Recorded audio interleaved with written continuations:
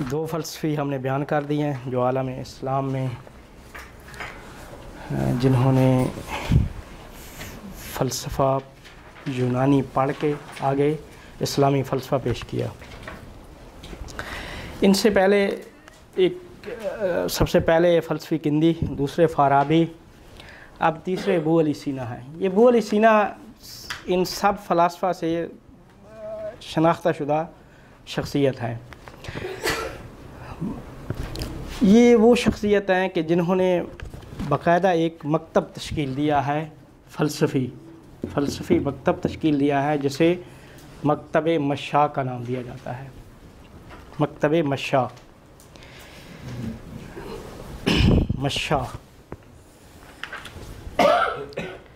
مشاء کہتے ہیں، یہ عربی کا لفظ ہے مش کا مطلب ہوتا ہے چلنا۔ یہ لوگ چلتے تھے، فکر کرتے تھے تو فلسفہ تشکیل دیتے تھے۔ اس وجہ سے جو مکتب فلسفی انہوں نے پیش کیا ہے اس کو مکتب مشاء کا نام دیا جاتا ہے، اور اس مکتب مشاء کے بانی ابو علی سینا ہے۔ ابو علی سینا مکتب مشاء کے بانی ہیں۔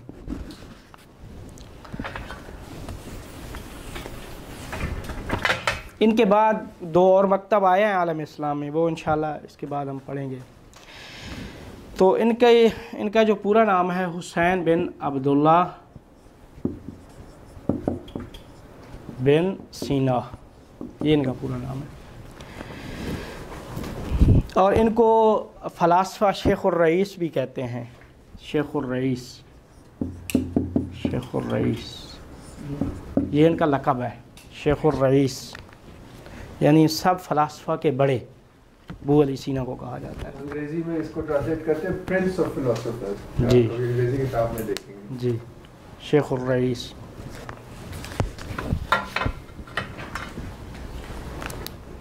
ان کی ولادت ہوتی ہے 370 ہجری میں۔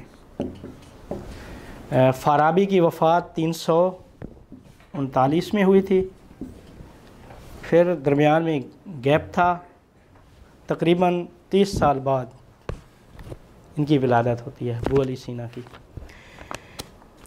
اور ان کی وفات 428 ہجری، یعنی 58 سال کی عمر میں ان کا انتقال ہو گیا تھا۔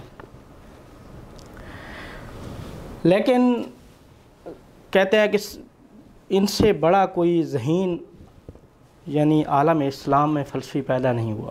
یہ بہت ہی فطین اور ذہین انسان تھے۔ ان کے والد جو تھے عبداللہ، یہ بلخ کے تھے۔ بلخ ایک افغانستان میں ایک شہر ہے، یہ وہاں سے آئے تھے بخارا میں آئے تھے، تو ابو علی سینا کی ولادت بھی بخارا میں ہوئی ہے۔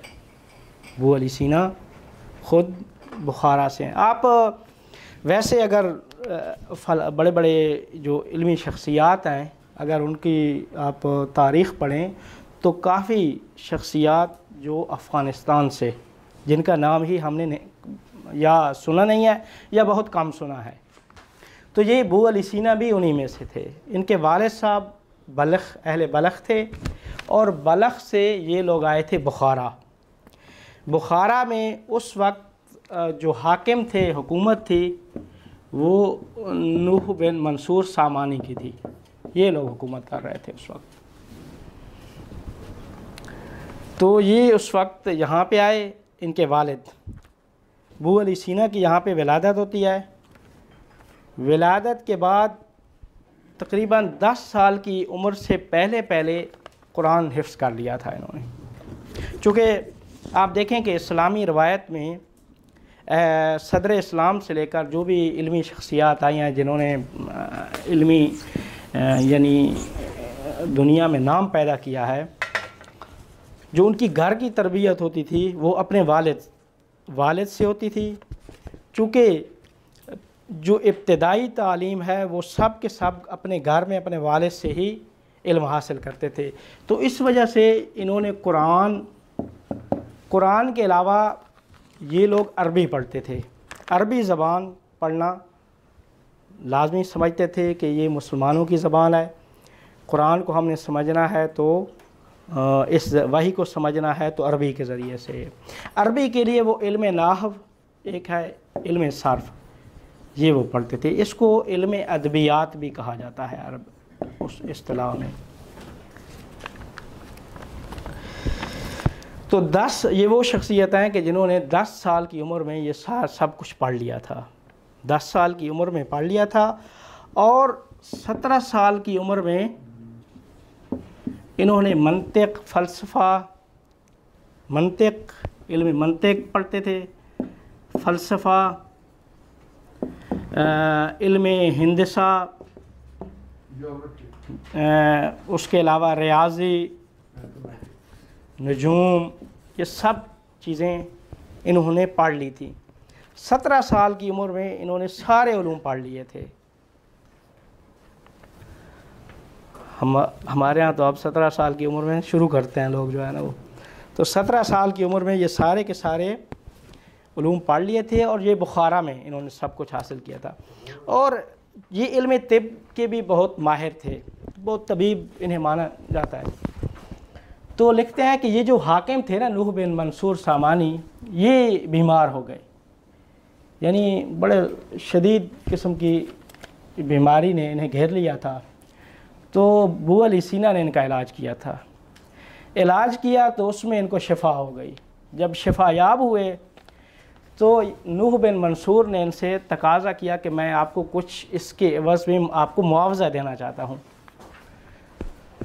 تو ابو علی سینا نے کہا کہ مجھے معاوضہ اور نہ دیں، میں صرف اور صرف مجھے اتنا آپ اجازت دیں کہ آپ کا جو کتاب خانہ ہے اس سے میں استفادہ کر سکوں، یہ معاوضہ ہے۔ اور ان کی ایک لائبریری تھی، لائبریری میں جاتے تھے کہ ان کی زندگی میں لکھا ہے کہ دن کو یہ روزمرہ کے کام انجام دیتے تھے اور رات کو مطالعہ کرتے تھے، رات کو مطالعہ کرتے تھے۔ اور 18 سال کے بعد ان کی زندگی میں یعنی انہوں نے دوسرے جو مشاغل، دوسری جو مصروفیات تھیں وہ زیادہ تھیں، علمی مصروفیات وہ رات کو ہی صرف ہوتی، دن کو سارے دوسرے کام کاج کرتے تھے۔ لیکن چونکہ بہت سارے علوم کے ماہر تھے تو کافی ساری شخصیات جو ہے نا وہ ان کی گرویدہ ہو گئی تھی۔ ان کے جو شاگرد تھے، حتیٰ ایک شاگرد ہیں ابو الحسن بہمنیار، ابو الحسن بہمنیار، ان کی بڑی کتابیں بھی ہیں اور بڑے ایک عظیم شخصیت ہے۔ انہوں نے ایک دن ابو علی سینا سے کہا کہ آپ ادعائے نبوت کیوں نہیں کرتے، یعنی اتنی آپ نبوت کا دعویٰ بھی کریں کہ میں تو لوگ نبوت کا دعویٰ نہیں کر سکتا۔ نبوت کا دعویٰ وہ شخصیت کر سکتی ہے کہ جس کے فرمان پہ لبیک کہتے ہوئے لوگ کسی چیز کی پرواہ نہ کریں۔ تو انہوں نے کہا نہیں، کوئی مسئلہ نہیں ہے، آپ نبوت کا دعویٰ کریں، لوگ آپ کی دعوت پہ لبیک کہیں گے۔ تو ابو علی سینا نے کہا اچھا ٹھیک ہے۔ ہمدان میں آپ ابھی بھی جائیں، ہمدان یہ ایران کا ایک شہر ہے ہمدان، جہاں پہ ان کی مزار ہے، وہ بڑا سرد یعنی بڑی برف باری ہوتی ہے وہاں پہ۔ تو کہتے ہیں کہ ایک رات برف باری ہوئی، تو اس وقت صبح کا ٹائم تھا، اذان کا ٹائم۔ تو ابو علی سینا نے بہمنیار سے کہا کہ آپ ایسا کریں، میرے لیے کوئی ٹھنڈا پانی لے کے آئیں باہر سے۔ تو بہمنیار کہتے ہیں کہ آپ میرے استاد ہیں سر آنکھوں پہ، لیکن باہر برف ہو رہی ہے، میں کیسے باہر نکلوں؟ اور پھر یہ ہے کہ ٹھنڈا پانی، ویسے بھی آپ خود میرے استاد ہیں، آپ طبیب ہیں، خالی پیٹ ٹھنڈا پانی نہیں پینا چاہیے۔ تو دلیلیں لانا شروع کی نا۔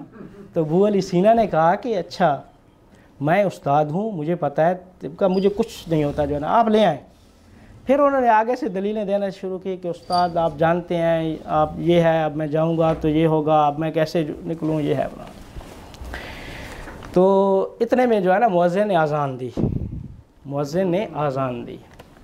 تو ابو علی سینا نے کہا کہ اے بہمنیار، آپ میرے شاگرد ہیں، میرا ایک فرمان، میری ایک بات نہیں مان رہے تھے، تو نبوت کا دعویٰ وہ کرے کہ جس کی فرمان پہ لبیک کہتے ہوئے لوگ کسی چیز کی پرواہ نہ کریں. یہ مؤذن جو اذان دے رہا ہے اس نے تو کسی برف باری اور کسی چیز کی پرواہ نہیں کی اور یہ گھر سے نکل کے آیا مسجد میں اذان دے رہا ہے. تو یہ ان کی جو ہے نا وہ یعنی بہت ہی عظیم شخصیت تھی ابو علی سینا نا.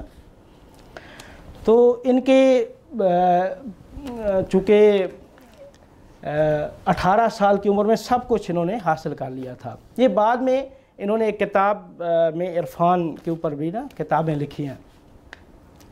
پھر ایک ان کا ایک بہت بڑے عارف ہیں ابو سعید ابو الخیر. ابو سعید ابو الخیر صوفی ہیں بہت بڑے. ان سے ان کے مکاتبے بھی خط و کتابت بھی رہتی تھی بہت سارے فلسفہ اور عرفان کے اوپر نا. ابو سعید ابو الخیر تو کہتے ہیں کہ نیشا پور میں ایک دفعہ ابو علی سینا اور ان کی ملاقات ہوئی اور یہ ملاقات 3 دن تک جاری رہی, ایک کمرے میں بند 3 دن تک. اور اسی اثناء میں جب 3 دن کے بعد باہر آتے ہیں تو باہر آ کے دیکھا کہ شاگردوں نے سوال کیا شیخ ابو سعید ابو الخیر سے کہ آپ نے ابو علی سینا کو کیسا پایا, چونکہ ابو علی سینا کی شخصیت بھی بہت مسلم ہو چکی تھی, بڑے مشہور و معروف ہو چکے تھے. تو لوگ انہیں یعنی نہ فقط مانتے تھے بلکہ ان کے عقیدہ لوگ مرید تھے ان کے. تو ابو سعید ابو الخیر سے اپنے شاگردوں نے سوال کیا کہ آپ نے شیخ کو کیسا پایا, ابو علی سینا کو کیسا پایا. تو یہ لکھتے ہیں کہ یہ فرماتے ہیں کہ جو میں دیکھتا ہوں وہ جانتے ہیں, جو کچھ میں دیکھ چکا ہوں وہ جانتے ہیں.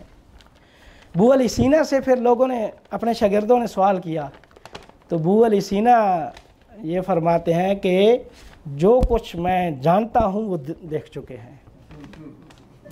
کیونکہ فلسفی کا کام ہے کسی چیز کو جاننا, کائنات حقائق کو عقل سے جاننا, درک کرنا. لیکن عارف کیا ہے, وہ اپنی نفس سے ناطقہ سے اپنی روح سے پہنچتا ہے. عارف پہنچتا ہے, پہنچ کے دیکھتا ہے حقیقت کو. عارف حقیقت کو دیکھتا ہے اور وہ حقیقت کو کشف کرتا ہے, حقیقت کو درک کرتا ہے فلسفی. تو فلسفی اور عارف میں فرق یہ ہے. تو اس وجہ سے چونکہ ابو سعید ابو الخیر عارف اور صوفی تھے تو ابو علی سینا نے کہا کہ ابو سعید ابو الخیر میں جو کچھ جانتا ہوں وہ دیکھتے ہیں. تو پھر اس کے بعد اسی 3 دنوں میں جو ان کی ملاقات ہوئی اس میں گئے حمام. وہاں پہ ایران میں نا بڑے بڑے حمام لوگ نہانے کے لیے وہاں پہ غسل کے لیے وہاں پہ جاتے تھے. ایک عمومی حمام تھے ان کو. اب بھی بعض علاقوں میں ہیں, نیشا پور میں بھی اور مشہد میں بھی, خراسان میں. تو وہاں پہ کہتے ہیں ابو علی سینا اور ابو سعید ابو الخیر ایک دفعہ جاتے ہیں, وہاں پہ گئے تو وہاں پہ نا ایک تاشت پڑا تھا. ابو علی سینا فلسفی تھے, یہ عارف تھے. وہ جو تاشت یا جو بالٹی جو بھی چیز تھی جس میں پانی ڈال کے وہ نہاتے تھے, اس کو ابو سعید ابو الخیر نے ایسے ہاتھ سے اٹھا کے ایسے اوپر پھینکا تو وہ ہوا میں معلق, فضا میں نا معلق ہو گئی, اب نیچے نہیں گر رہی. ابو سعید ابو الخیر ابو علی سینا سے کہتے ہیں کہ ابو علی سینا یہ آپ کا فلسفی قاعدہ تو یہاں پہ نقض ہو جاتا ہے, فیل ہو جاتا ہے. کیونکہ آپ فلسفہ یہ کہتا ہے کہ کوئی بھی ٹھوس چیز وہ بغیر کسی اس کے اوپر نہیں رہ سکتی. ٹھوس چیز جو بھی ہے زمین میں کشش ہے وہ اس کی اپنی طرف کھینچتی ہے, تو ٹھوس چیز اوپر ہوا میں نہیں رہ سکتی. تو یہاں تو آپ کا وہ فلسفی قاعدہ ختم ہو جاتا ہے. تو ابو علی سینا چونکہ فلسفی تھے وہ کہتے ہیں نہیں میرا قاعدہ ختم نہیں ہوتا, وہاں پہ میرا قاعدہ اپنی جگہ پہ باقی ہے. لیکن ہمارا یہ بھی ساتھ قاعدہ ہے نا کہ ٹھوس چیز اوپر نہیں رہ سکتی مگر کوئی ایک ایسی چیز, ایک ایسا قوی ارادہ اور ایک ایسا کامل نفس مانع نہ بن جائے, رکاوٹ نہ بن جائے. اور اس کو فضا میں معلق کرنے میں آپ کے نفس ناطقہ اور آپ کا ارادہ قوی مانع بن رہا ہے, روک رہا ہے. دیکھیں واقعہ سمجھ میں آ گیا نا کہ وہ ہوا میں ہے. آپ دیکھیں قرآن میں بھی ہے کہ اس میں بسم اللہ الرحمن الرحیم اولم یروا الی الطیر فوقہم صافات ویقبضن ما یمسکہن الا الرحمن، کہ کیا آپ نے ان پرندوں کو نہیں دیکھا جو ہوا میں معلق ہیں اور یہ ایک ٹھوس چیز ہیں، صف باندھ کے جہاں ایک دوسرے کے پیچھے اڑتے ہیں، لیکن ان کو کون سی چیز ہے جو اوپر روک کے رکھتی ہے؟ تو اس میں فرماتے ہیں اللہ تعالیٰ فرماتا ہے کہ ما یمسکہن الا الرحمن، ان کو خدا کے علاوہ وہاں اوپر کوئی نہیں چیز روک سکتی. یہ خدا کی ذات ہی ہے جو ان کو وہاں پہ روک سکتی ہے، وگرنہ یہ ٹھوس چیز ہے، یہ نیچے آ جاتی. تو چونکہ وہ ہوا میں معلق تھی تو اب فلسفے کا قاعدہ یہ ہے کہ جو بھی ٹھوس چیز ہے وہ نیچے گرے گی، زمین کی کشش اسے نیچے اپنی طرف کھینچتی ہے. تو ابو علی سینا نے انہیں یہ کہا کہ ہمارا قاعدہ اپنی جگہ پہ باقی ہے، لیکن ہمارا قاعدہ یہ بھی کہتا ہے کہ جب تک کوئی ایک قوی مضبوط ارادہ اس کو اوپر نہ ٹھہرائے رکھے، اور وہ آپ کے نفس ناطقہ ہے. چونکہ وہ عارف تھے تو اتنا نفس اور اتنے روح ان کی قوی تھی کہ اس کی وجہ سے وہ جو تاشت تھا وہ نیچے نہیں آ رہا تھا. تو وہاں پہ ابو سعید ابو الخیر خاموش ہو جاتے ہیں کہ بات آپ کی صحیح ہے، یعنی اس کی اپنی ذات دخیل تھی اس میں، اس کو نیچے نہیں یعنی نہ لانے میں. جی. تو یہ ان کے دو واقعات بڑے مشہور واقعات ہیں، اور ان کی مشہور ملاقات بھی اسی کیا کہتے ہیں ابو سعید ابو الخیر سے. پھر اس کے بعد انہوں نے آپ کتاب اشارات میں انہوں نے ایک 8ویں جو فصل لکھی ہے نا، 8ویں آخر میں فی مقامات العارفین، ابو علی سینا نے یعنی عرفاء صوفیاء کے مقامات جو ہے نا ان کے متعلق انہوں نے وہ لکھی ہے. تو اب یہ ہمدان میں آتے ہیں. ہمدان میں وہاں سے انہوں نے مختلف ایک شہر گرگان میں بھی سفر کیا ہے، گرگان بھی ایران کا شہر، وہاں بھی کچھ عرصہ رہے ہیں. پھر یہ آتے ہیں ہمدان میں. ہمدان شہر جو ہے نا اس میں کافی عرصہ رہے. شمس الدولہ کے وزیر رہے ہیں. پھر شمس الدولہ حاکم تھے، ان کو وزارت بھی ملی تھی، وزیر رہے ابو علی سینا، شمس الدولہ کے وزیر رہے. تو اگرچہ اسی وزارت کی وجہ سے بعض فلاسفہ ان پہ اعتراض کرتے ہیں کہ ابو علی سینا میں جتنی صلاحیت استعداد اللہ تعالیٰ نے انہیں عطا کی تھی ان کو علمی کاموں میں اور زیادہ صرف کرنی چاہیے تھی. کیونکہ انہوں نے بہت زیادہ وقت جو ان کو ملا ہے وہ انہوں نے وزارت میں صرف کر دیا. ظاہر ہے جب انسان وزیر بن جائے تو زیادہ ٹائم وہاں پہ دینا پڑتا ہے. تو یہ وزیر تھے شمس الدولہ کے. اب شمس الدولہ کی جب وفات ہوتی ہے نا، ان کے بیٹا جو تھا شمس الدولہ کا وہ انہیں وزیر بنانا چاہتا تھا. ابو علی سینا وزیر نہیں بننا چاہتے تھے، جس کی وجہ سے ابو علی سینا کو انہوں نے جیل میں زندان میں ڈال دیا، جیل میں. تو یہ تقریباً 3 مہینے جیل میں رہے. پھر وہاں سے رہائی کب پائی؟ جب وہ علاء الدولہ جو اصفہان کے حاکم تھے، علاء الدولہ، اصفہان ایک شہر ہے وہ ریاست، انہوں نے حملہ کیا تھا ہمدان پہ. تو اس حملے کے نتیجے میں ان کو وہاں سے جو ہے نا جیل سے رہائی ملی. رہائی کے بعد وہ علاء الدولہ ان کو اپنے پاس اصفہان لے جاتے ہیں. اب اصفہان گئے، وہاں پہ بھی یہ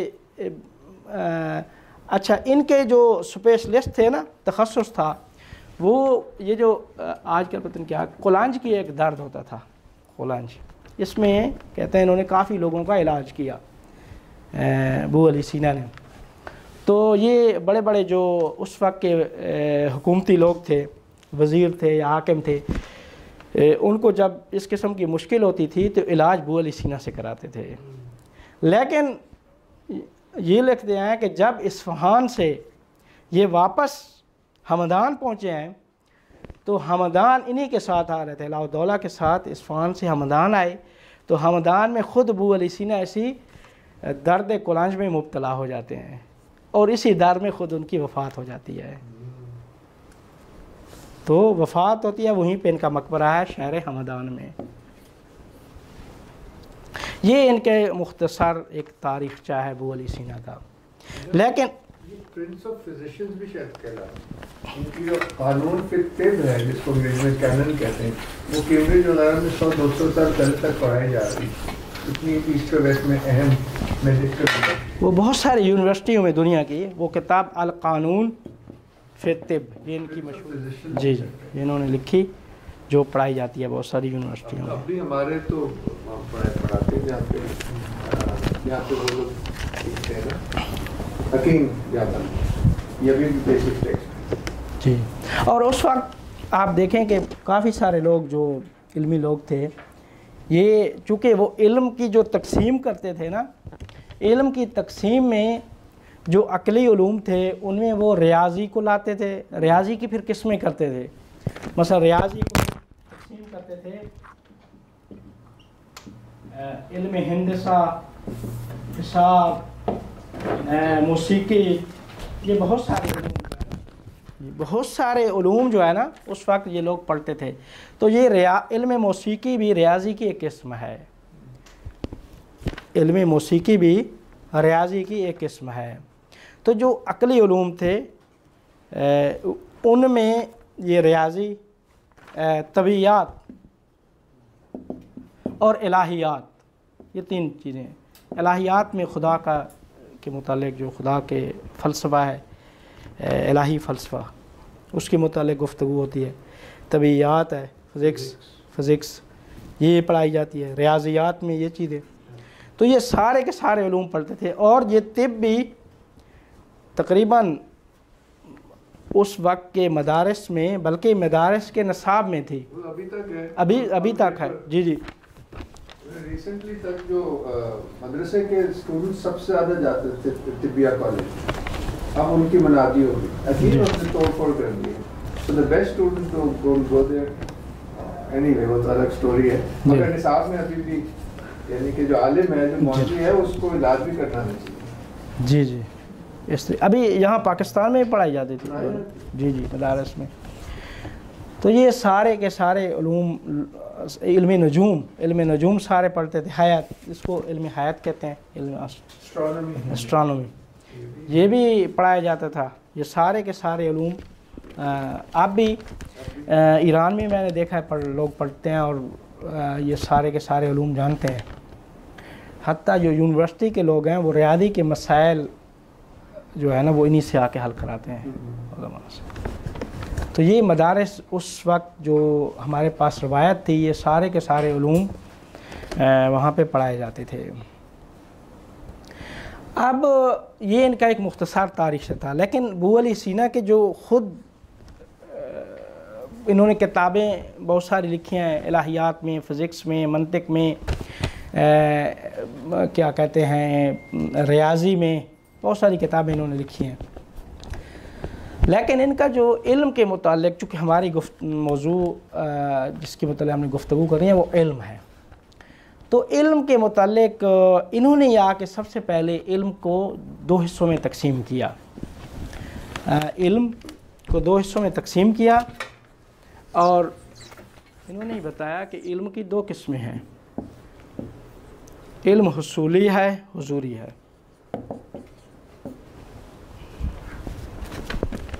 علم حصولی اور حضوری کی تقسیم انہوں نے کی اور انہوں نے یہی کہا کہ جو معرفت کے ذرائع ہیں وہ ایک ذریعہ حس ہے اور ایک ذریعہ عقل ہے. حس کے ذریعے سے ہم باہر سے جو شکل تصویر لیتے ہیں شے کی اس شے کے اور ہمارے جو نفس ہے اس کے درمیان ہمارا ذہن کیا ہے واسطہ بنتا ہے. جو علم واسطے کے ذریعے سے حاصل ہو اس کو علم حصولی کہتے ہیں اور جو علم بغیر واسطہ کے حاصل ہو اسے علم حضوری کہتے ہیں. دیکھیں جب ہم کسی چیز کا علم حاصل کرنا چاہتے ہیں نا علم میں کیا ہوتا ہے کہ ہم ایک شے کی، یہ سامنے چیز پڑی ہے، میں اسے دیکھ رہا ہوں، اس کی تصویر میرے پاس آ رہی ہے، اب یہ تصویر میرے ذہن سے میری نفس ناطقہ میں جا رہی ہے، جو در حقیقت جو چیز علم حاصل کر رہی ہے وہ میری نفس ناطقہ ہے، وہ میری روح ہے، نفس ناطقہ ہے، وہ عالم ہے اور یہ چیز معلوم ہے۔ اس شے جو سامنے ہے اس کے اور میری نفس ناطقہ کے درمیان میرے ذہن واسطہ ہے، ذہن میرا واسطہ ہے۔ تو اس وجہ سے جو علم واسطے کے ذریعے سے حاصل ہو اسے علم حصولی کہتے ہیں، اور جو علم بغیر واسطہ کے حاصل ہو اسے علم حضوری کہتے ہیں۔ ہمیں اپنی ذات کا علم، ہمیں ہر انسان کو اپنی ذات کا علم کسی واسطے سے نہیں ہے، بغیر واسطے کے میں اپنے آپ کو جانتا ہوں، اپنے آپ کو بغیر واسطے کے جانتا ہوں۔ اچھا، اور اسی طریقے سے بہت ساری چیزیں، بہت سارے مفاہیم، خوشی، آپ کو خوشی ہوتی ہے، آپ کو غمی ہوتی ہے، بھوک ہوتی ہے، آپ کو پیاس لگتی ہے، یہ ساری کی ساری چیزیں حضوری ہیں آپ کے پاس، اس کوئی واسطہ نہیں ہے۔ بھوک کو ایسا نہیں ہے کہ بھوک ایک کوئی چیز ہے اس کو آپ ذہن میں لا کے آپ کی نفس کیا ہے وہ عالم بن رہا ہے، نہیں، بلکہ بھوک کو آپ خود اندر سے محسوس کرتے ہیں، وہ آپ کے حضور حاضر ہے آپ کے پاس، وہ آپ کی پیاس حاضر ہے، خوشی حاضر ہے، غمی حاضر ہے، یہ سارے جو مفہوم ہے نا، یہ تصور، یہ سارے کے سارے حاضر ہیں آپ کے پاس۔ اب یہ حضوراً موجود ہیں، ان کے اور میری نفس ناطقہ کے درمیان کوئی واسطہ نہیں ہے۔ نیکی اور بدی کا جو فرق ہے وہ بھی حضوری ہے، جو علم ہے کہ نیکی اور بدی میں کیا فرق ہے؟ دیکھیں، نیکی اور بدی بھی اللہ قرآن میں ہے کہ وہ قرآن میں بسم اللہ الرحمن الرحیم فَأَلْهَمَهَا فُجُورَهَا وَتَقْوَاهَا، اللہ تعالیٰ نے الہام کیا نفس ناطقہ کو نیکی اور بدی کا۔ اب یہ جو الہام ہے میری نفس ناطقہ کو، یعنی اس کا مطلب ہے نیکی اور بدی کی تشخیص میرے اندر موجود ہے، جو حضوری ہوگا۔ جی، لیول آف دا کانشنس، کیونکہ کئی طرح ذہن سے بھی ہم اندازہ لگاتے ہیں نا یہ بات ٹھیک ہے نہیں، مگر ایک اندر بھی جو ہوتا ہے۔ جی، تو یہ سارے کے سارے یہ علم حضوری۔ اچھا، وہ کہتے ہیں جو علم حصولی ہوتا ہے جب واسطہ آ جائے تو خطا ممکن ہے، غلطی ہو سکتی ہے، آپ واسطے میں غلطی ہو سکتی ہے، جہاں پہ واسطہ نہیں ہے غلطی نہیں ہو سکتی۔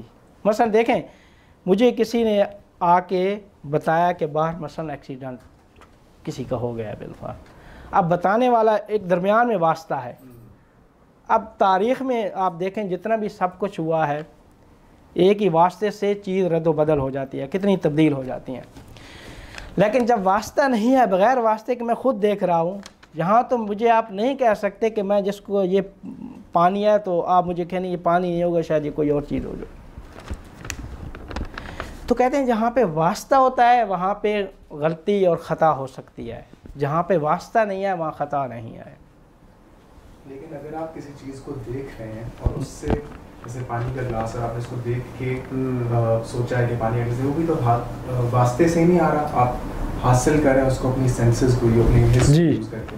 جی جی، واسطے سے ہی ہو رہا ہے، واسطے سے ہو رہا ہے۔ یہاں تو مثال پیش کر رہے ہیں، میں مثال پیش کر رہا تھا ایک باہر کی جو ہے نا، باہر کی چیز ہوئی ہے، کوئی آ کے بتایا اس میں فرق ہے، خیال ہو سکتا ہے، وہ ساری چیزیں ہو سکتی ہیں، لیکن حضور کہاں پہ ہوتا ہے کہ جہاں پہ کیا کہتے ہیں، جیسے آپ کہیں کہ میں اپنے آپ میں جانتا ہوں کہ میں ہوں، میں جانتا ہوں، مثلا جیسے وہ ڈیکارٹ نے کہا تھا کہ میں چونکہ ہوں تو شک کر رہا ہوں نا، تو ایک چیز مسلم تھی اس کے نزدیک کہ میرا ہونا، میں خود اپنی ذات کا عالم ہوں، میری ذات میرے پاس حاضر ہے، تو اس کے تو حضور ہے۔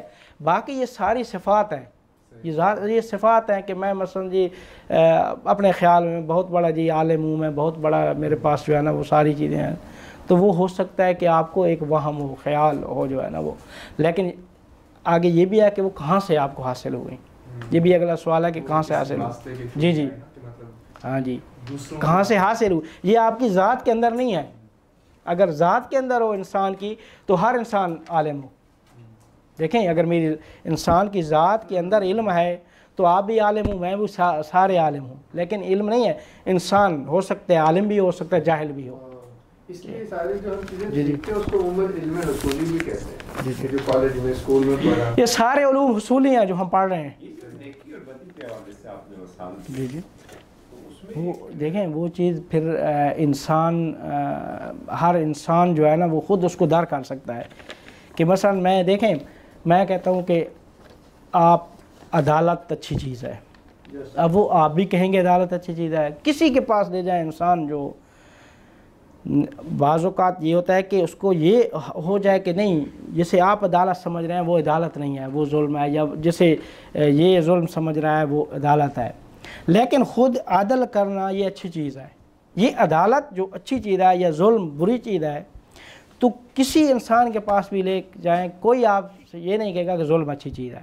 ہاں یہ کہے گا کہ یہ شاید ظلم نہ ہو جو آپ سمجھ رہے ہیں، یا یہ عدل نہ ہو، لیکن اس میں کوئی وہ نہیں ہے کہ ظلم کو برا سمجھے گا، عدل کو اچھی چیز سمجھے گا. تو کیا قرآن نے جو الحوری کا کس طرح مطلب جو آپ کا کیریکٹر دیکھیں کچھ چیزیں ایسی ہیں جو معاشرے کے اعتبار سے یا مثلا مذاہب کے اعتبار سے فرق کر جائیں، لیکن جو جہاں فطری چیز کی بات ہو رہی ہے نا، فطری وہ ایک خاص مفہوم ہے. فطری وہ جو انسان کے اللہ تعالیٰ نے جو انسان کے اندر رکھ دیے ہیں، جیسے اب وہ خود مثال دیتے ہیں عدالت کی، ظلم کی مثال دیتے ہیں، اسی طریقے سے بہت ساری اور بھی مثالیں ہیں جو میں اب یہاں پہ نہیں دینا چاہتا. بہت ساری مثالیں ہیں کہ وہ ہر انسان فطرتاً جانتا ہے کہ یہ چیز مثلا خدا جوئی، اللہ تعالیٰ کے اوپر فلاسفہ کی ساری دلیلیں جو ہے نا وہ رد ہو جاتی ہیں، عقلی دلیلیں ساری رد ہو جاتی ہیں، لیکن فطری جو دلیل ہے وہ اس کے اوپر فطرت کے کسی نے اس کا انکار نہیں کیا. حتیٰ جس نے اس کا انکار کیا بھی ہے خدا کے وجود کا، وہ عقلی لحاظ سے کیا ہے، فطری لحاظ سے نہ چاہتے ہوئے بھی خدا کو قبول کر لیا ہے. فطری اعتبار آپ دیکھیں تاریخ میں علماء کے ساتھ بہت بڑے بڑے مناظرے جو ہوئے ہیں، اسی جو ملحدین نے کیے ہیں، خدا کے جو منکر تھے، تو آخر میں دلیلیں کسی جو بڑا فلسفی بڑا متفکر ہے اس نے فلسفی دلیل سے نہیں قانع کر سکا، لیکن فطری طریقے سے قانع کر سکا ہے. ہر انسان کی فطرت گواہی دیتی ہے کہ نہیں وہ ایک ذات ہے جو بالآخر جب ساری امیدیں آپ کی ختم ہو جائیں تو ایک جو امید جس پہ آپ کی ہوتی ہے نا کہ ابھی بھی کوئی ذات ہے مجھے بچا سکتی ہے، وہی اللہ کی ذات ہے. تو مفاہیم جو آپ دیکھیں یہ فلسفہ اخلاق میں بھی گفتگو ہے، یہ ڈیکارٹ نے بھی کیا کہ فطری مفاہیم کون کون سے ہیں.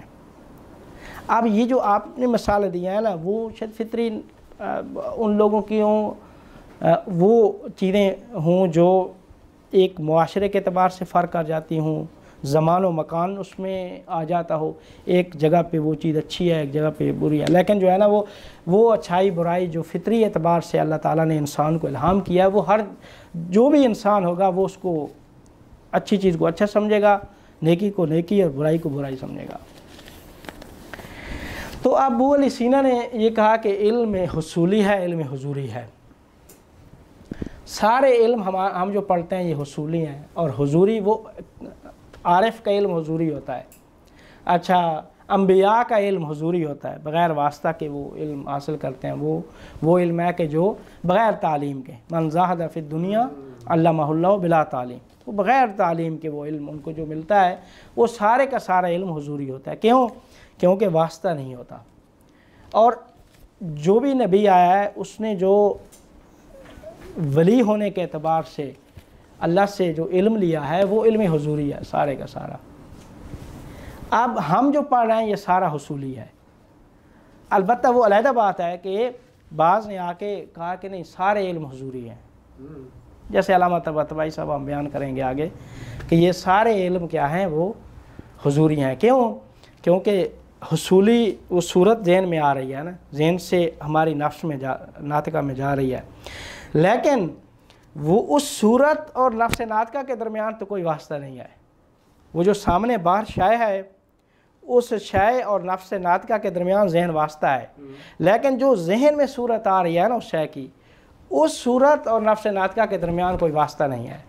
لہٰذا سارے علم حضوری بن جاتے ہیں ان کے نزدیک، وہ اس طرف آگے جو معرفت کا نظریہ وہ اس طرف لے کے جاتے ہیں۔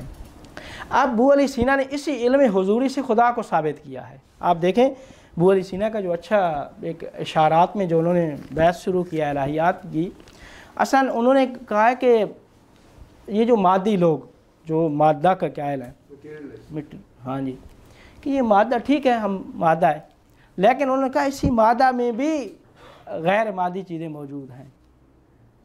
جب ان کو دلیلیں دے کے لا کھڑا کر دیا کہ نہیں جی غیر مادی چیزیں بھی ہیں، تو پھر ثابت کیا انہوں نے کہ جب غیر مادی یہی مادہ میں بھی ہیں تو اس کا مطلب ہے اس مادہ سے ماوراء ایک چیز بھی ہے۔ پھر وہاں سے انہوں نے مجردات کو ثابت کیا، عقول کو، فرشتوں کو، اور فرشتوں سے خدا کو ثابت کیا۔ مثلا یہی مفاہیم جو خوشی، غمی کہاں آپ کو دکھا سکتے ہیں؟ نہیں دکھا سکتے۔ پیاس یہ مادہ نہیں ہے جو ہے نا وہ۔ اچھا یہ انسان، یہ جو کلی مفہوم ہے، کلی چیزیں جو کلی قاعدے ہیں، یہ آپ نہیں دکھا سکتے، انسان نہیں دکھا سکتے۔ یہ سارے افراد ہیں انسان کے، آپ ایک فرد ہیں، میں دوسرا، تیسرا، چوتھا، یہ سارے افراد ہیں۔ وہ جو انسان جس کی تعریف وہ کرتے ہیں وہ انسان کہاں ہے؟ وہ ایک کلی انسان ہے۔ اب وہ کلی انسان آپ کو نظر نہیں آ رہا، تو اس کا مطلب ہے اس عالم مادہ میں بھی، ان افراد میں بھی ایک غیر مادی چیز موجود ہے۔ یہیں سے پھر وہ چلے ہیں، انہوں نے ثابت کیا ہے خدا بند کریم کی ذات کو، اور پھر خدا سے پھر خدا کے اسماء صفات، خدا کے علم کی گفتگو کی، جس کے اوپر پھر آگے امام غزالی کا پڑھیں گے، جنہوں نے بہت 3 نظریے جنہوں نے فلاسفہ کے بہت زیادہ انہوں نے فلاسفہ سے اختلاف کیا، تو وہ ہے۔ لیکن ابو علی سینا کا جو معرفت کا نظریہ ہے وہ یہ ہے کہ علم کو انہوں نے 2 حصوں میں تقسیم کر دیا، علم حصولی اور حضوری، اور حضوری کے ذریعے سے کہا کہ ہم اللہ تک کیا ہے وہ پہنچ سکتے ہیں۔ یہ تھا ان کا یہ نظریہ۔ باقی ان کے نظریہ جو ہے اللہ تعالیٰ کو اس طریقے سے ثابت کیا ہے، مادہ کو قبول کر کے محسوسات کو، کہ عالم محسوسات سے انہوں نے نامحسوس کو ثابت کیا ہے، محسوسات سے نامحسوس کو ثابت کیا، اور اسی نامحسوس سے چلے ہیں خدا کے اوپر، اور پھر خدا کی ذات کو ثابت کیا۔ پھر خدا سے واپس آئے کثرت، کہ کیسے اللہ تعالیٰ سے کثرت صادر ہوئی، وہ تو واحد ہے، اللہ تعالیٰ کی وحدانیت کے قائل ہیں، وہ واحد ذات ہے۔ اچھا وہ واحد ذات ہے، تو اب اس سے یہ کثرت کیسے صادر ہو گئی؟ تو انہوں نے چونکہ فلسفی دلیلیں ان کے پاس، کہ اگر ہم کہتے ہیں کہ خدا سے کثرت صادر ہو گئی تو خدا کی ذات کے اندر بھی ہمیں کثرت ماننا پڑے گی، در حالی کہ خدا ایک ہے، واحد ہے۔ کیوں منطق کا قاعدہ ہے، منطق کا ایک قاعدہ کہ جو چیز جو میرے پاس نہیں ہے نا، میں کسی کو وہ عطا نہیں کر سکتا۔ جو صلاحیت مجھ میں نہیں آئے وہ کسی دوسرے کو میں منتقل نہیں کر سکتا۔ اس کو عربی میں منطق کا قاعدہ ہے، فاقد الشیء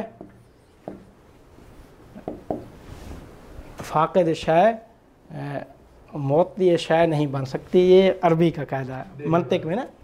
جو چیز آپ کے پاس نہیں آئے، مفقود ہے، وہ عطا کرنے والا نہیں بن سکتا کسی کو وہ شے۔ یعنی کہ کثرت خدا میں ہونا۔ اچھا خدا کے اگر ہم کہیں اللہ تعالیٰ واحد ہے، اب واحد سے کثرت آئی، تو واحد سے کثرت کیسے صادر ہوئی؟ اب ہمیں ماننا پڑے گا کہ خدا کی ذات میں بھی کثرت ہے۔ کیونکہ فاقد شے موتی شے نہیں بن سکتی۔ اب انہوں نے اس چیز کو اس اعتراض سے بچنے کے لیے انہوں نے پھر ایک راستہ بنایا کہ کیسے اللہ سے کثرت صادر ہوئی۔ انہوں نے یہ فرمایا کہ وہی فارابی والا نظریہ لے کے آئے ہیں کہ اللہ تعالیٰ نے چونکہ ہر لحاظ سے وہ ذات اس واحد ہے، خالص اور واحد ہے، اس میں کثرت نہیں ہے، لہٰذا اس ذات نے عقل اول کو صادر کیا ہے، تخلیق کیا ہے، اس سے فقط ایک چیز आई है। फिर अक्ल अव्वल से दुव्वम, दुव्वम से सिवम, जितना जितना उस ज़ात से फासला बढ़ता गया, अल्लाह ताला की ज़ात ये खुदा है ना, इसने अक्ल अव्वल को खल किया। अब अक्ल अव्वल ने अक्ल दुव्वम को, फिर सिवम को, ये अल्लाह ताला की से जितना जितना फासला बढ़ता जा रहा है, कसरत वजूद में आ रही है। ये यहाँ तक कि अक्ल फ़ाल तक पहुँचते हैं। अक्ल फ़ाल ने पूरी कायनात, हमारी जो मादी कायनात है, इसको खल कर दिया। अब इसको खल किया तो यानी कसरत वजूद में आ गई। अब इस कसरत उस ज़ात से जब हम आए हैं नीचे, तो ज़ात से जितना जितना फ़ासला होता गया, कसरत वजूद में आती गई, पर्दे हिजाब आते गए, हिजाबात ज़्यादा होते गए, चूँकि जितनी दूरी आई हिजाबात आ गए, हिजाबात, रुकावटें सारी, यहाँ हम पहुँच गए। अब यहाँ से जब वापस हमारा सफ़र शुरू होगा तो वापस हम ऊपर जा रहे हैं अल्लाह के पास। अब कसरत जो है ना वो कम होती जा रही है, हिजाबात भी कम होते जा रहे हैं, यहाँ तक कि हम अल्लाह के पास पहुँचेंगे तो कोई हिजाब नहीं रहेगा, उसके और हमारे दरमियान कोई पर्दा नहीं रहेगा। ये है इनका जो है ना वो कसरत का जो नज़रिया। फिर यहाँ से इनके जो है ना वो, और टाइम है अभी? अच्छा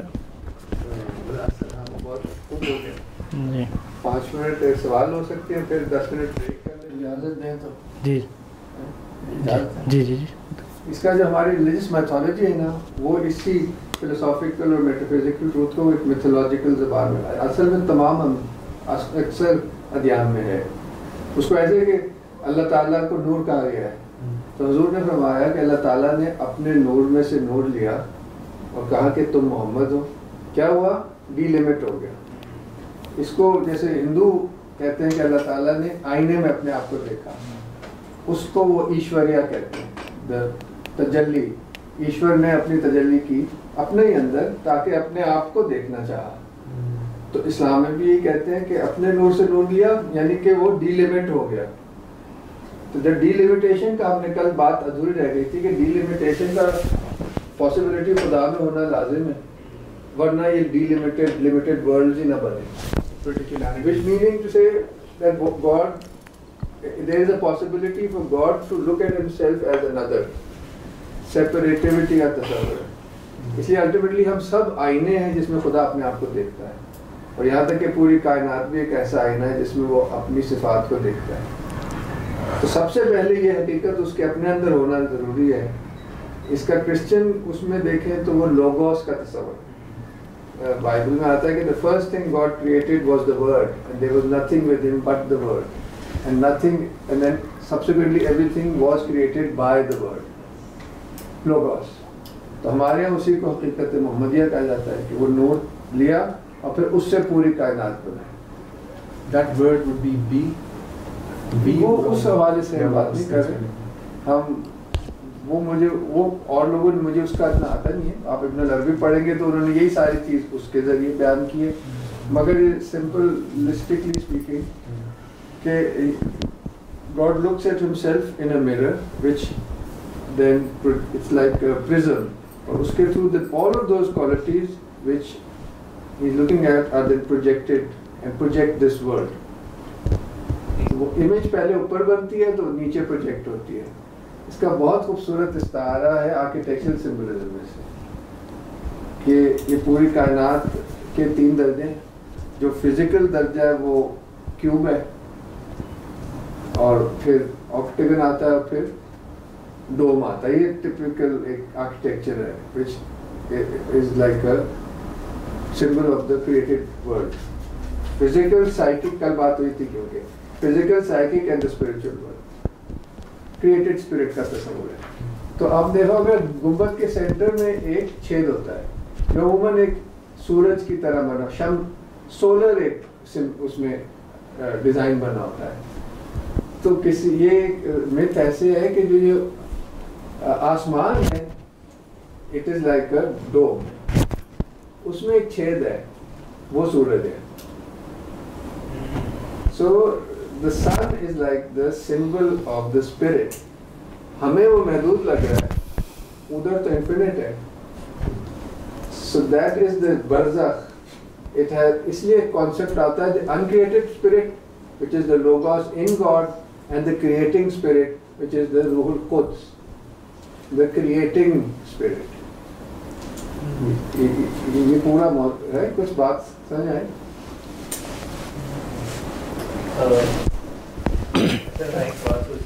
In that sense, اگر آف کر دیں سن کو تو پوری دنیا غائب ہو جائے نا. اگر اس ستارے کو لے کے آگے چلے کہ ایگزسٹینشیٹ جیسے سورج کر رہا ہے, جو کچھ بھی ہمیں دکھتا ہے اصل میں سورج ہی کی. اگر کلرز کا ستارہ استعمال کریں لائٹ کا, تو everything we see is nothing but the qualities of the light. If you turn off the light everything is اس کے پیچھے تو کائنات ہے, اس کے پیچھے ہم اس کو ستارے کے طور پہ استعمال کر رہے ہیں. آل آف کریشن کا ہم سمبل لے رہے ہیں, and reality is beyond, which is infinite light, but it projects a limited world through the medium of the divine intellect. یہ بزرگوں سے ہی پڑھا ہے. جی سر بٹ صاحب. اچھا, الکندی کے نظریے میں ہم نے پڑھا تھا کہ روح جب مر جاتی ہے تو وہ کچھ افلاق سے گزرتی ہے, پھل کے کمر سے پھل کے دال. تو ہم یہ کہہ سکتے ہیں کہ یہ جو عقل کے 10 درجے ہیں, دراصل یہ وہ فلسفیانہ موضوع, دراصل یہ درجے بھی ہو سکتے ہیں جن درجوں سے روح مرنے کے بعد گزرتی ہے خدا تک پہنچنے کے لیے, خدا کے ساتھ ایک. انہوں نے اس میں کہا تھا نا کہ یہ ان افلاق سے گزر کے عالم عقل میں جاتی ہے. یہ سارا عالم عقل ہے, یہ دار سکون یہیں سے گزر کے پھر اللہ تعالیٰ تک پہنچتی ہے. تو مطلب پھر ہم یہ بھی کہہ سکتے ہیں, لوگ کہتے ہیں مرنے سے پہلے مر جا, تو دراصل یہ ان نالج کی جو ڈائمینشن ہے ان تک پہنچنے کا ایک طریقہ ہوتا ہے. اگر آپ پہلے مر جاتے ہیں تو آپ جی جی یہ صوفیہ کا راستہ ہے. جی جی ہم ڈسکس ابھی فلاسفہ کا راستہ کر رہے ہیں. لیکن یہ دونوں چیزیں ملی نہیں ہے نا, جیسے وہ یعنی کہ یہ ڈسکرائب کر رہے ہیں فرام اے ڈسٹینس, وہ اس کے اندر جا رہے ہیں اور ایکسپیرینس کر رہے ہیں. ہاں نارملی ہم سمجھتے ہیں کہ ان کا کوئی تعلق ہی نہیں ہے, ایسا نہیں ہے. They seem to be talking about the same world. ویسے اگر الفارابی کا جو فلاسفی اس کو پڑھیں تو اس میں یہ نظر آتا ہے کہ جو یہ عالم عقل ہے نا, اس کی جو ایکٹیویٹی ہے, جو 10 درجات ہیں, ان ایکٹیویٹی کے نتیجے میں یہ افلاق بنتے ہیں, لائک پروجیکشنز آف دیٹ. کیونکہ عالم عقل جو ہے اٹس امٹیریل, تو اس کی ایک مٹیریل پروجیکشن جو ہے وہ افلاق ان ہیونس میں بنتی ہے. یہاں بھی مگر heavens are not necessarily the physical, کیونکہ اس کو کہا السماء دنیا. What we see is all just the lowest heaven because it's physical. یہ جو دوسرے heavens ہیں, they are supposed to be spiritual. لیکن ان کا نام تو جو بات تو کرنی ہے نا, بات کیسے کریں؟ وہ تو 7 planets ان کے بھی سمبل. خیر لمبی بات ہے, آپ ان پرنسپل آپ سے جی دوبارہ.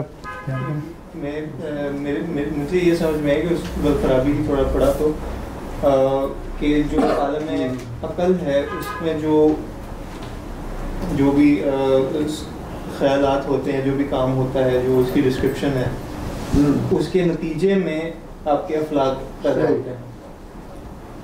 کیا یہ بات صحیح ہے؟ جی کہ اس کے بعد ہی ہے نا, یہ افلاق کا درجہ بعد میں ہے. ٹھیک ہے جی جی جی.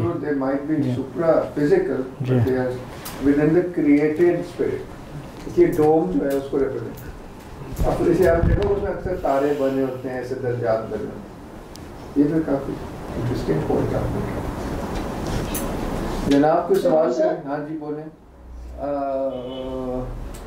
کسی کو سمجھ آئے سوال؟ میرا خیال ہے وہ یہ پوچھنا چاہ رہی ہیں کہ اگر یہ حصول علم جو ہے وہ حضوری سے اوریجنیٹ ہو رہا ہے, ٹھیک ہے, اور جس طرح سے آپ نے بھی کہا کہ ایشور, لوگوس, ایشوریا, مطلب these are different forms of the very same thing, ٹھیک ہے, then why is there so many, اس کی مینیفیسٹیشن میں, ٹھیک ہے, اختلاف کیوں ہے لوگوں میں, ٹھیک ہے, کیونکہ if it is originating from علم حضوری ون سورس اور اس کی مینیفیسٹیشن مختلف ہے, اور پھر اختلاف کو کیوں جنریٹ کرتی ہے وہ مینیفیسٹیشن مختلف جو ہے. Yes, that's quite close to what you're saying.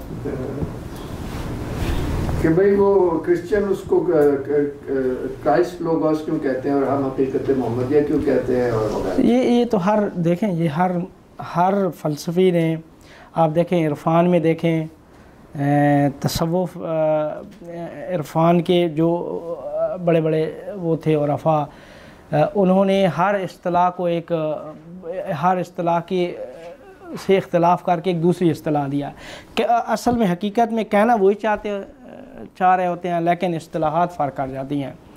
اسلامی عرفاء میں بھی ایک ایک چیز کی کئی اصطلاحات ہیں. تو فلاسفہ میں بھی اسی طریقے سے جیسے ابھی انہوں نے عقل اول کی بات کی ہے تو ہمارے آگے آئیں گے تو ملا صادر اول کہتے ہیں اس کو ان کو. اچھا آگے پھر کہنا وہی چاہ رہے ہیں لیکن اصطلاحات فرق ہیں. پھر آگے جو طریقہ ہوگا کثرت کیسے وجود میں آئی وہ فرق کرتا ہے. جیسے ابن عربی کا اور طریقہ ہے ان لوگوں کا اور طریقہ ہے فلاسفہ کا. تو ہر ایک اپنے اپنی جس طریقے سے وہ یعنی فلسفہ اس نے بنایا ہے جس فلسفی نے چونکہ ابو علی سینا ہے تو فقط عقل کے اوپر اعتماد کرتے ہیں. اچھا شیخ شہاب الدین سہروردی ہیں تو عقل کے ساتھ ساتھ تزکیہ نفس کی بھی بات کرتے ہیں. تو ظاہر ہے جو عقل اور تزکیہ نفس کو ملا کے جو ایک چیز دیکھ رہے ہوں گے وہ اس سے مختلف ہوگی جو ایک خالص عقل سے دیکھ رہا ہے. یہ بڑا فرق تو پھر یہ ہوا پھر اس سے فرق پڑ جاتا ہے. پھر ٹھیک ہے نہیں یہی تو سوال تھا کہ علم حصولی ہے کہ حصولی کیونکہ فلاسفہ تو علم حصولی سے پاتے ہیں نا نالج. تو اگر حضوری ہے تو پھر تو آپ دیکھ لیں اس میں گنجائش نہیں ہے غلطی کی یا اختلاف کی. یہ سوال تھا بیسیکلی کہ اگر تو یہ حضوری ہے تو اختلاف ہوا اگر حضوری نہیں ہے تو پھر میری سمجھ میں آ گیا. نہیں یہ اصطلاح دیکھیں یہ اصطلاح یہ ساری چیزیں یہ حصول ہاں یہ حصولی ہے یہ اصطلاح حصولی ہے اور عرفاء کا جو ہے وہ حضوری ہے. اس میں کیوں فرق ہے یہ کہہ رہے ہیں ہاں وہ فرق وہ حضوری ہو گیا یہ حصولی ہو گیا. حضوری میں بھی اصطلاحات فرق ہے نا. ہندو کچھ کہہ رہے ہیں تو کرسچن کچھ. ہاں دیکھیں اس حضوری میں اصطلاحات چونکہ حضوری کا تعلق جو ہے حقیقت سے ہوتا ہے وجود سے ہے اصطلاحات سے نہیں ہے. اصطلاحات وجود نہیں ہے وہ الفاظ اور معنی کی بحث آ جاتی ہے کیونکہ جو ایکسپیرینس ہے وہ ایکسپلین بیان ہی نہیں ہو سکتا اصل میں. ٹھیک ہے بہت خوب.